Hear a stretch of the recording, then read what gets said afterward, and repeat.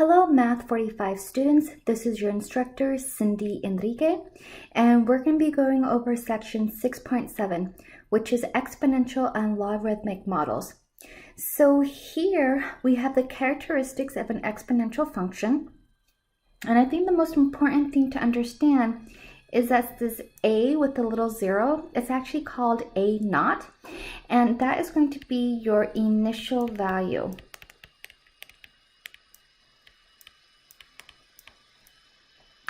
So let's go ahead and see our first word problem here. So it says a research student is working with a culture of bacteria that grows at a rate expressed by the exponential equation f of t is equal to 1350 e to the 0.03466 t power, where t is in minutes. So for part A, it specifically says, to the nearest whole number, what is the population size after 45 minutes? So, okay, since I know that I have t is in minutes, and here I have the word minutes, then it must mean that t is equal to 45, okay? So for part A, I know that t is equal to 45, and I'm going to plug into the equation f of t is equal to 1350 e to the 0.03466 t power. So I'm going to have 1350 e to the 0.03466, and that t power that I'm plugging in there is going to be my 45. That is what I'm plugging into my calculator. So when I do that, I'm going to get that this is equal to 6422.48. And don't forget that it says round to the nearest whole number. So I'm going to say that f of 45 is going to equal to 6422, since I'm rounding to the nearest whole number. That's the ones place. So that 4 tells me to leave that alone, okay? So that's going to be the size of the bacteria. Now for part B, it reads, find the time when the population will be 8 times the initial value, round to the nearest minute. So now it specifically asks us to find time. So we are finding t such that the initial population will be 8 times as much. So be 8 times the initial value. So here, what is 8 times the initial value? Well, you might be wondering, well, what the heck is the initial value? The initial value is that a naught. And so here it is going to be 1350 for my initial value. So my initial value a naught is equal to 1350. So what I'm going to have is I'm going to have 8 times my 1350. And don't forget my equation is actually 1350 e to the 0.03466 t. So now I have to multiply this out. So I'm going to have 8 times 1350, so that's going to give me 10800, and I still have my 1350, and to the power of 0.03466 t. So now, to kind of solve for t, I'm going to divide out by that 1350 on both sides. So I plug this into my calculator and divide that out, and I get 8. So 8 is equal to e to the 0.03466 t. Now, to get the e canceled out, don't forget I'm going to do the inverse function, which would be my natural log. So natural log of 8 is equal to my natural log of e to the 0.03466t. And don't forget, whenever I have L, N, and E, they cancel out. So I'm left with the ln of 8 is equal to the 0.03466t. So to get t by itself, I just divide it out. So I have my natural log of 8 being divided by 0.03466. So I'm just going to write it out. So my exact answer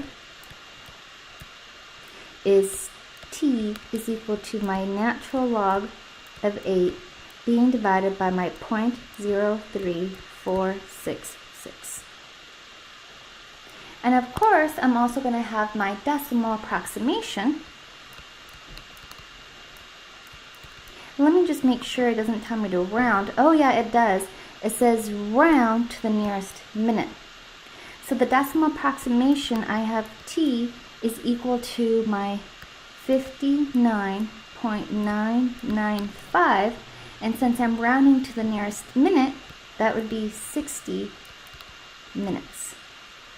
The reason it's 60 minutes is because I'm looking at the ones place, and that 9 tells me to bump it up, but it's a single digit that's the highest, so I'm going to have to bump up the 5 as well. So I'm going to get my 60 minutes as my final answer. Okay, now let's look at the next example. It says a sample of bacteria experienced 5% daily growth rate compounded continuously for 14 days. At the end of 14 days, the sample had reached a size of 80 bacteria. What was the sample size at the beginning of the 14 days? Round to the nearest whole number. So we have to have our general equation, which we had before.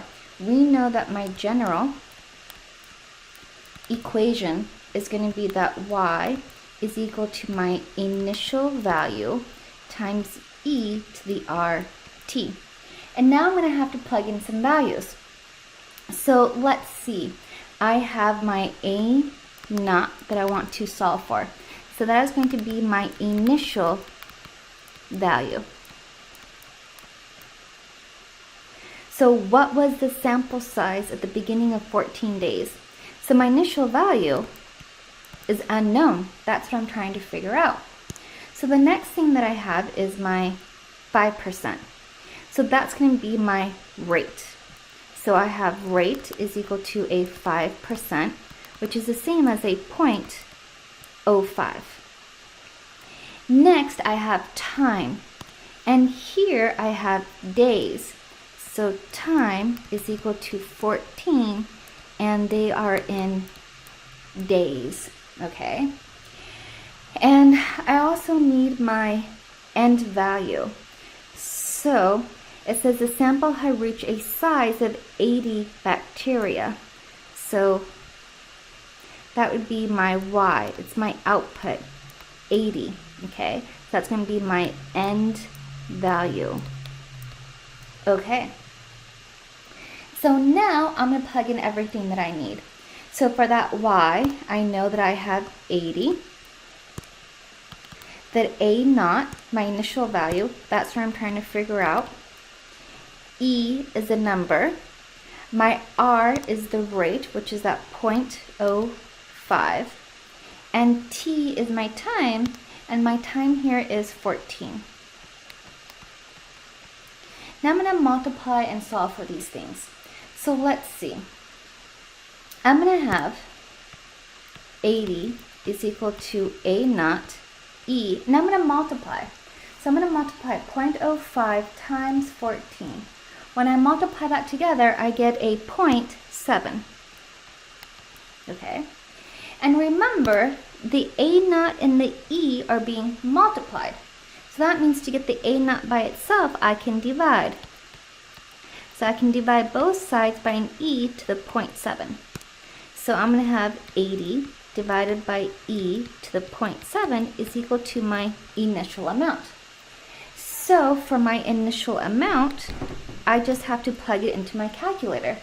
So I'm going to say 80 divided by my e to the 0.7, and I get a decimal approximation. So I'm going to get 39.7268. And of course, it says round to the nearest whole number. So if I'm rounding to the nearest whole number, that 7 tells me to bump it up. So my initial value for A0 is going to be 40.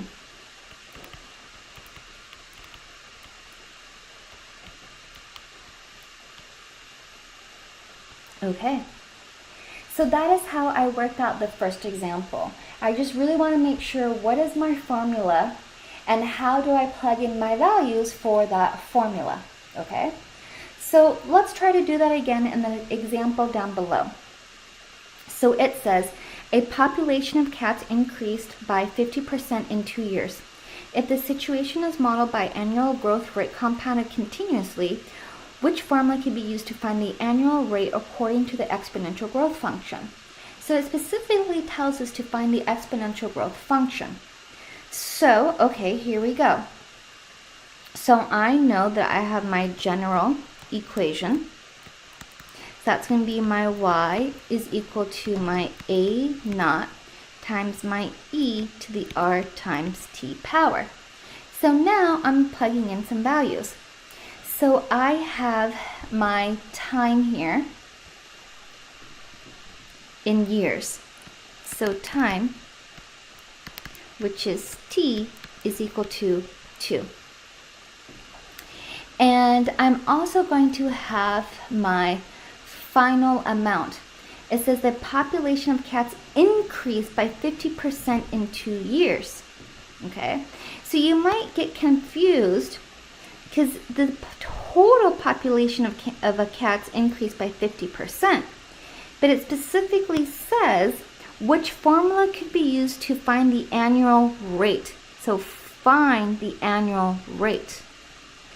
So rate for R is unknown. This is your goal. This is what you're trying to find.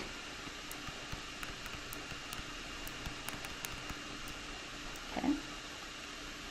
So it tells me that my initial amount was increased by 50%. So if I have cats increased by 50%, let's think about that. If I had, let's say, 4 cats and it increased by 50%, then that means I have 2 more cats. 50% of 4 is 2. Or sorry, 50% of 4 is 2.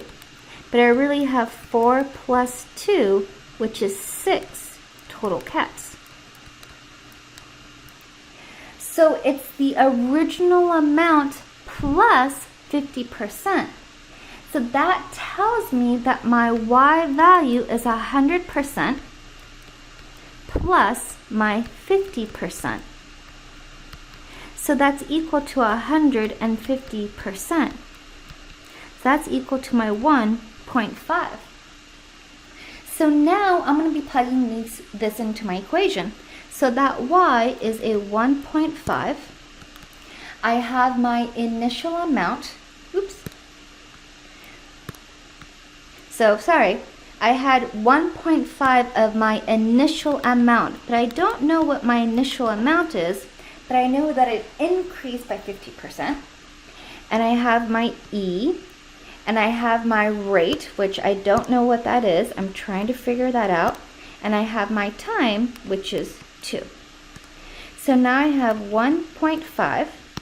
And if I divide out by the A0 on both sides, it ends up canceling it out. So I'm going to have my 1.5 is equal to E, and I have 2 R.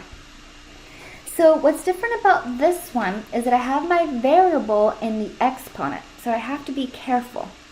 So I'm going to go ahead and write ln on both sides. So I have my ln of 1.5 is equal to my ln of e to the 2r. Don't forget that ln and e are inverses of each other, so they cancel out. So you're left with the ln of 1.5 is equal to 2r. So to get to r by itself, then I divide. If I want r by itself, then I divide by 2. So my final answer, I'm going to have the ln of 1.5 divided by 2 is equal to my rate. So I plug that into my calculator to get my rate, and I'm going to get a 0.202. And this is the decimal approximation. So if I want a percentage, then I'm going to move the decimal over twice.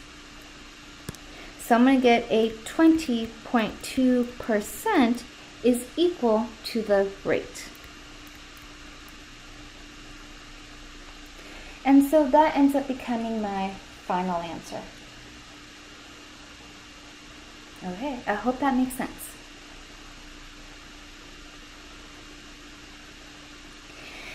Now, the next example is going to be the half-life.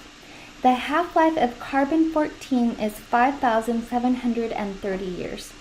So this half-life, what that means is that it decreases every year by a half. So decreases every year by half. Okay, so it says express the amount of carbon-14 remaining as a function of time. So we want our function notation. So, okay, we want our function notation. So that's going to be f. And it says of time. So function f of t, where t is going to be my time. And so I know what we've been doing before, that my general equation would have been my y is equal to a naught e to the r times t. Okay, that was from a couple of pages ago. So now, because it's half-life, I want to be a bit more strategic. So I know that I'm going to have my a naught times e to the r t. But since I'm specifically talking about half-life, and my half-life here, where t is equal to my 5,730 for your half-life. So this is really going to say that I have 1/2 of my initial value, and that initial value is times e to the r times t. So if I divide by a naught on both sides, it cancels out. So I'm left with a 1/2 is equal to e to the r times t. So then from here, since I have my t value, I'm going to plug that in. So I'm going to have my 1/2 is equal to e r. And that time that I'm going to be plugging in is going to be that 5,730.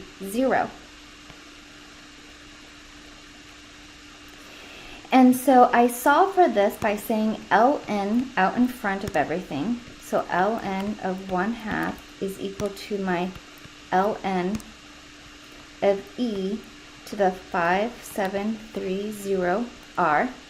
The ln and e are inverses, so they cancel out. So I'm left with ln of 1/2 is equal to 5,730r. To get the r by itself, I'm going to divide by 5,730 on both sides. And so now I'm going to get exactly what that r is equal to.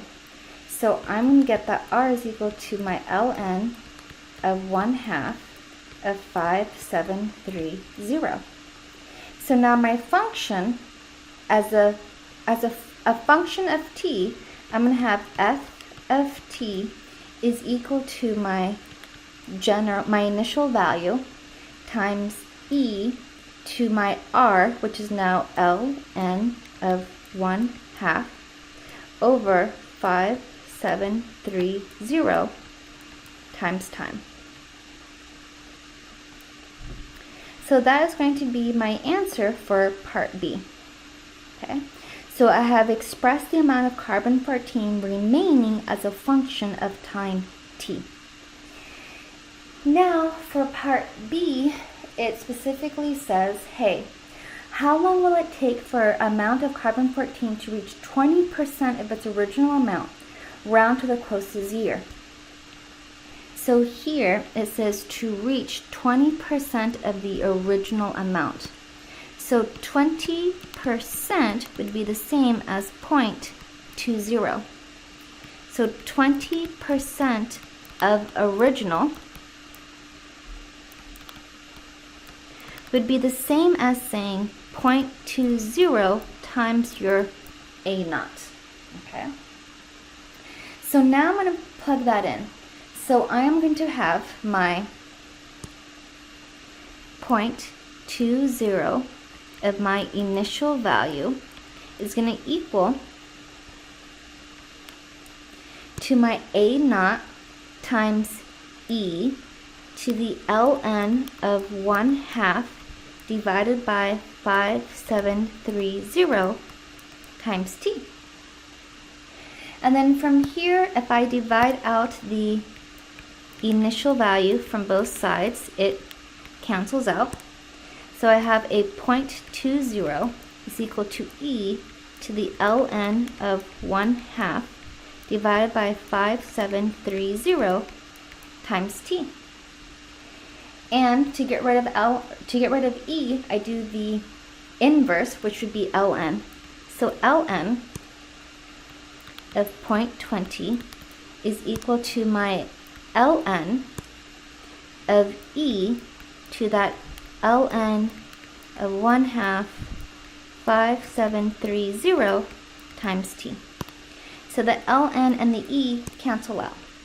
So I'm left with my ln of 0.20 is equal to my ln of 1/2 divided by 5730 is equal to t. Oops, sorry, not equals, but times t.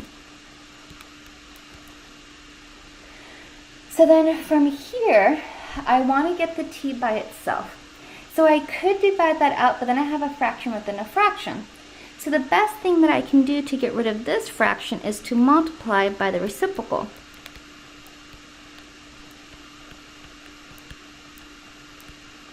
To cancel it out. So that would be 5730 divided by ln of 1/2. So I'm going to have 5730 divided by my ln of 1/2. So it cancels on that side. That's the whole reason I did that, so I can get the t by itself. So now I have 5730 over my ln of 1/2 times my ln of 0.20. And I can put a 1 underneath it. So I really have 5730 ln of 0.2 over my ln, and hopefully you know that 1/2 is the same as 0.5. It'll just make it easier to plug into your calculator. And then I just plug that into my calculator and I get 13305. And remember, my t is in reference to my years. So that is going to be my answer for my part B. Okay. That was a lot of work, but it was doable. At least I hope it was doable. Okay. So now for this next example. It says a patient takes a medication with a half-life. Initially, there are 11 milligrams of the medication in the patient's system. After 70 minutes, there are 7 milligrams. After how many minutes will there only be 3 milligrams remaining in the patient's system? Round to the nearest whole number. So here I have to get the equation, and then I have to use the equation to figure out a specific value. So this was very similar to the last problem, except I wasn't very methodical. So I am going to be very methodical here. So I'm going to go ahead and split it up into two. So for my part 1, what I'm doing is I'm finding the general equation.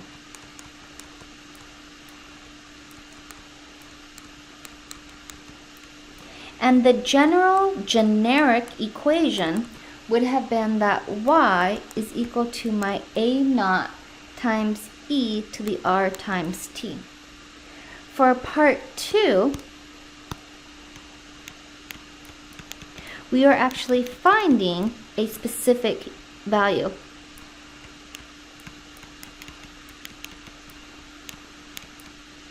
Okay. So now I can dig into this problem a little bit more. So, okay, part 1, here we go. So I know I have my general equation that I'm working for. So a patient takes a medication with a half-life. So we already know that we're going to be dealing with that 1/2 somewhere, okay? And here, initially, there are 11 milligrams of the medication in the patient's system. So that 11 is how much you actually start with. So that's your A naught. So your A naught is equal to 11. That's how much you initially start with, okay? And then it says after 70 minutes, there are 7 milligrams. So that's kind of like an ordered pair here. So 70 minutes, and you have 7 milligrams. Okay. So that's what I'm going to be using here. So here, my time is in t, so t is equal to 70. And my y value is the value that I have, which would be my 7. Okay. So now I know what I'm plugging into this equation. So I have y is equal to my initial value times e to the rt. So I'm trying to find my r value. So for the y, I know I'm going to plug in 7. The initial value a naught, I said, was 11. And I have e, I have r, and the t value, we have found that to be 70. So now, to get that r, I am going to divide everything by 11. So I have 7, 11 is equal to e to the 70 times r. And of course, to get the e to cancel out, I literally write ln in front of both of these e's.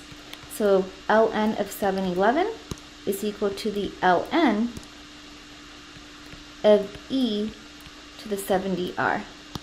And the ln and e are inverses of each other, so they cancel out. So now I have the ln of 7 over 11 is equal to 70 times r. So to get the r by itself, I will divide by 70 on both sides. So I have ln of 7 over 11 over 70 is equal to my r. I plug that into my calculator, and it's a messy decimal, so I'm just going to keep it. So r is equal to my ln of 7 over 11 over 70. So I have found my rate. So now I'm going to find my specific value. So what I know that my r from part A is ln of 7, 11 over 70.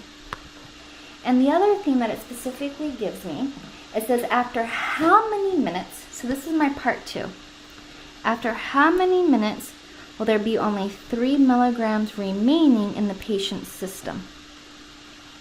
So that 3 is your end amount. So if that's going to be my end amount, y, which is your end amount, is going to be 3. So I know that I have y is equal to my a naught e to the rt. So plugging some values in, I have 3 is equal to my initial value. And remember, my initial value doesn't change. The initial value is still 11. And I have e, and that r value, I have that, right? It's that ln of 711 over 70. And what I'm trying to find now is t. So I'm going to divide both sides by 11. So I'm going to get 3 over 11 is equal to my e ln of 711 over 70 times t. Now I'm going to write ln in front of both of these.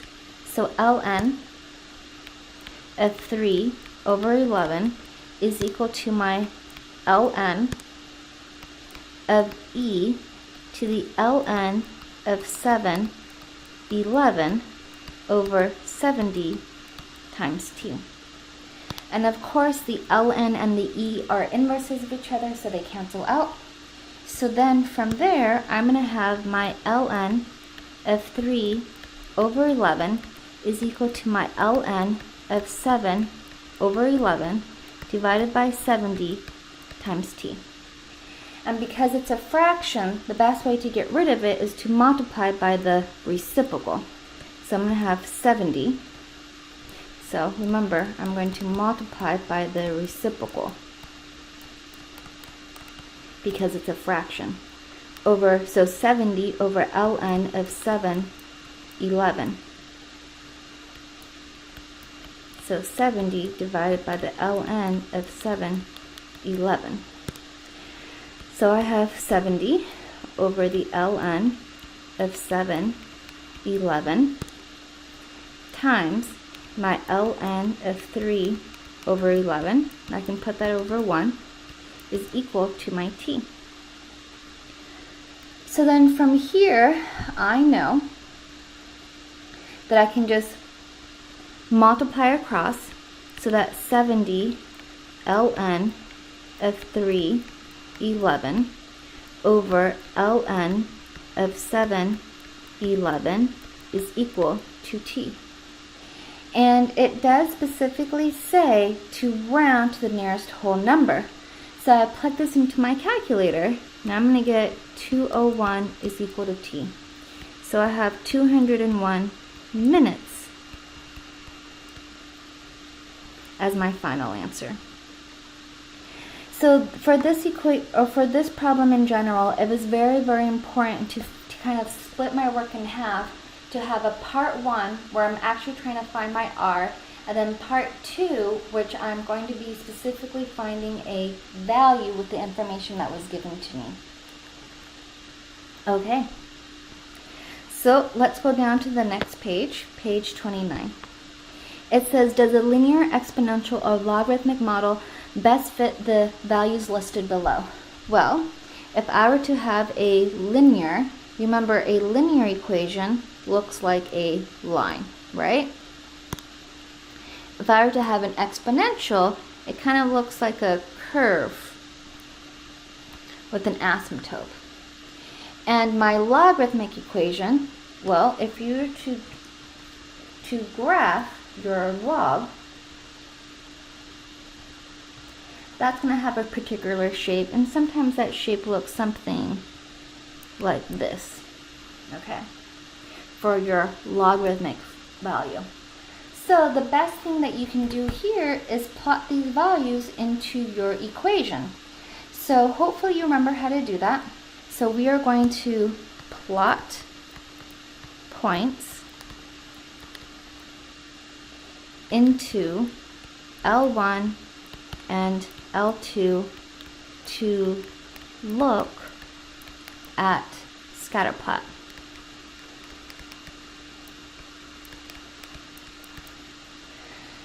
So we are going to go to Stat on your calculator, and we are going to go to Edit. And then from there, in L1, that's going to be all of your x values. and L2 is going to be all of your y values. So I'm going to go ahead and give you some time to plug all those values in. So hopefully you press pause, and after you do that, you want to go to your Zoom, and from your Zoom you want to go to Zoom Stat. So that would be number 9, and it says Zoom Stat.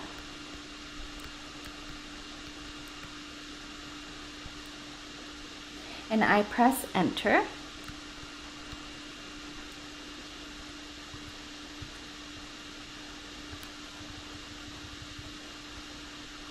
And then you should see your graph. This is just a very rough sketch so that way you guys can see it. So it looks more or less like this. So that is going to be your general equation of your graph. Then this is going to be a logarithmic model, since it kind of has that curve. Okay. So we are going to do the exact same thing for the example down below. So we want to know whether a linear, exponential, or logarithmic model best fit the values listed below. So again, I'm going to plot my points. So I'm going to go into my stat, I'm going to go into my edit, I'm going to clear my L1 and L2, and I'm going to plug in all of my values. And I'm going to go ahead and put my L1 X values, my L2 my Y values. And then from there, I'm going to go to Zoom, and then Zoom Stat, and I get to see the general outline of this. So the general outline for this one looks something like this. So if it looks something like this, then this is going to be an exponential model.